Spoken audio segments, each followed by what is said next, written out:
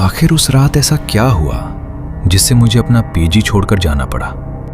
ये बात लगभग 3 साल पुरानी है। उस समय मैं पुणे में एक छोटे से पीजी में रहता था। कॉलेज खत्म हो चुका था और मैं जॉब की तैयारी कर रहा था। पीजी बहुत बड़ा नहीं था, 3 मंजिल की पुरानी बिल्डिंग, नीचे मालिक रहता था और ऊपर कमरे किराए पर दिए जाते थे। मुझे तीसरी मंजिल पर एक कमरा मिला था। सस्ता था, खुली खिड़की थी जिससे ताज़ी हवा आती रहती थी और सबसे बड़ी बात, पूरी मंजिल पर मैं अकेला था। शुरू में यह बात मुझे बहुत अच्छी लगी, शांति मिलती थी। लेकिन धीरे धीरे वही शांति अजीब लगने लगी। पहले कुछ दिनों तक सब ठीक था। फिर एक रात करीब 2 बजे मेरी नींद खुली। कोई आवाज़ नहीं थी, लेकिन ऐसा लग रहा था जैसे कोई मुझे देख रहा हो। मेरा दिल बहुत घबरा रहा था। मैंने देखा, कमरा अंधेरा था और कमरे में कोई नहीं था। बस खिड़की से थोड़ी रोशनी आ रही थी। तकिए पर वापस लेटकर मैंने चैन की सांस ली। मैंने खुद को समझाया, तू ही ज्यादा सोच रहा है, और फिर सो गया।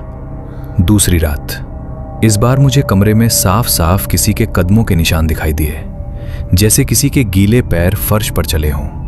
लेकिन पैरों के निशान बिल्कुल मेरे दरवाजे के बाहर रुक गए। डर से मेरी सांस अटक गई। अगले दिन मैंने नीचे मालिक से पूछा।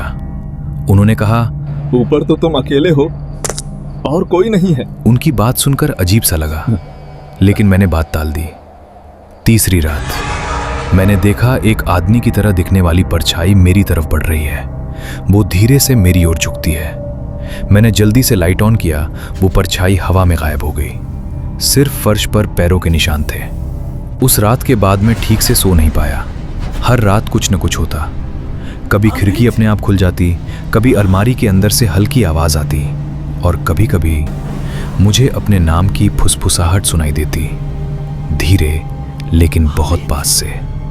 अगले दिन मैंने एक पुराने किराएदार से पूछा, अंकल, मेरे कमरे में पहले कोई रहता था क्या? वहां कुछ अजीब सा लगता है। वो बोला, भाई, अगर कुछ अजीब लगे तो कमरे बदल लेना, ज्यादा पूछ मत। उसके चेहरे पर डर साफ दिख रहा था। उस रात मैं सो नहीं रहा था, बस लेटा हुआ था, इंतजार कर रहा था कि कुछ हो। करीब 3 बजे दरवाजे के बाहर किसी के चलने की आवाज आ रही थी। दरवाजा खुला और कोई अंदर आया। मैं उसे साफ नहीं देख पा रहा था, बस एक धुंधली सी आकृति। वो मेरे पास आई और बोली, ये मेरा कमरा है, तू निकल यहां से। कौन है तू? अचानक मेरा शरीर भारी हो गया। मैं हिल नहीं पा रहा था। वो चीज अब मेरे ऊपर झुकी हुई थी। अचानक मेरा शरीर बिस्तर से नीचे गिर गया, जैसे किसी ने धक्का दिया हो। मैं तुरंत उठकर दरवाजे की तरफ भागा। अगले दिन मैंने वो कमरा छोड़ दिया। मालिक ने कुछ नहीं पूछा, बस चुपचाप चाबी और पैसे ले लिए। लेकिन कहानी यहीं खत्म नहीं हुई। करीब 1 महीने बाद मैंने उसी पीजी के बारे में सुना।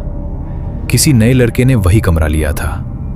3 दिन बाद वो भी अचानक वहां से चला गया, और जाते जाते उसने बस इतना कहा, रात को कोई मेरे कान में बोलता है कि ये उसका कमरा है।